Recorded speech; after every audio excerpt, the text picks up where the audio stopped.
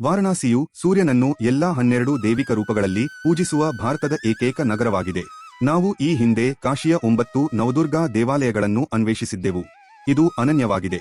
ನೀವು ವಿಡಿಯೋವನ್ನು ನೋಡಬಹುದು. Web link ವಿವರಣೆಯಲ್ಲಿದೆ. ಇಂದು ನಾವು ದ್ವಾದಶ ಆದಿತ್ಯರನ್ನು ಭೇಟಿ ಮಾಡಲಿದ್ದೇವೆ. ಕಾಶಿ ಖಾಂಡ್ ಪ್ರಕಾರ ಜಗತ್ತು ಬರಗಾಲದಿಂದ ಒಣಗಿದಾಗ ಬ್ರಹ್ಮನು ರಾಜ ದೇವದಾಸನಿಗೆ ಧರ್ಮವನ್ನು ಪುನಃಸ್ಥಾಪಿಸುವ ಜವಾಬ್ದಾರಿಯನ್ನು ಒಪ್ಪಿಸಿದನು. ಆದರೆ ರಾಜನಿಗೆ ಒಂದು ಷರತ್ತಿತ್ತು. ಯಾವುದೇ ದೇವತೆಗಳು ಮಧ್ಯಪ್ರವೇಶಿಸಬಾರದು. ಶಿವನೂ ಸಹ. ಅವನನ್ನು ಪರೀಕ್ಷಿಸಲು ಶಿವನು ಸೂರ್ಯನನ್ನು ಮಾರುವೇಷದಲ್ಲಿ ಕಳುಹಿಸಿದನು.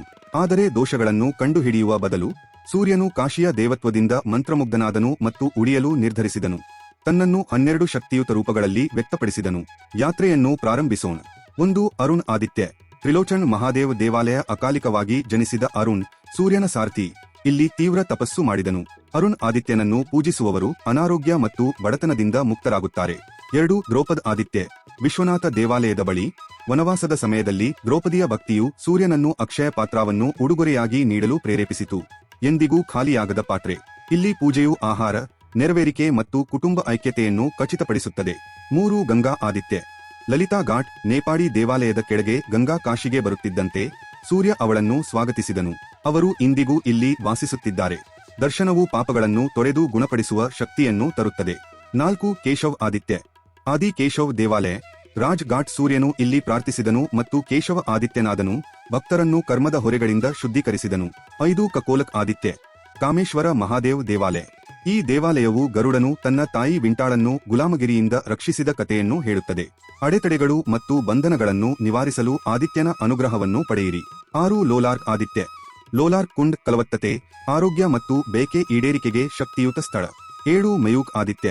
ಮಂಗಳಗೌರಿ ದೇವಸ್ಥಾನ. ಶಿವನು ದೈವಿಕ ಸ್ಪರ್ಶದಿಂದ ಸೂರ್ಯನ ಶಾಖವನ್ನು ತನ್ನಗಾಗಿಸಿ ಅವನನ್ನು ಮಯೂಕ್ ಪ್ರಕಾಶಮಾನವಾದವನಾಗಿ ಪರಿವರ್ತಿಸಿದನು.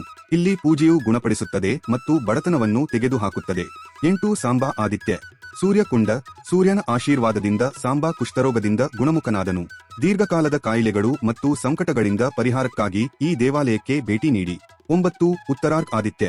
ಬಕಾರಿಯಾ ಕುಂಡ್. ಇಲ್ಲಿ ಹುಡುಗಿಯೊಬ್ಬಳು ಮೇಕೆಯ ವಿಮೋಚನೆಗಾಗಿ ನಿಸ್ವಾರ್ಥವಾಗಿ ಪ್ರಾರ್ಥಿಸಿದಳು. ಇಬ್ಬರೂ ಆಶೀರ್ವದಿಸಲ್ಪಟ್ಟರು. ಒಬ್ಬರು ಸ್ವರ್ಗವನ್ನು ಪಡೆದರು, ಇನ್ನೊಬ್ಬರು ರಾಜಕುಮಾರಿಯಾಗಿ ಪುನರ್ಜನ್ಮ ಪಡೆದರು.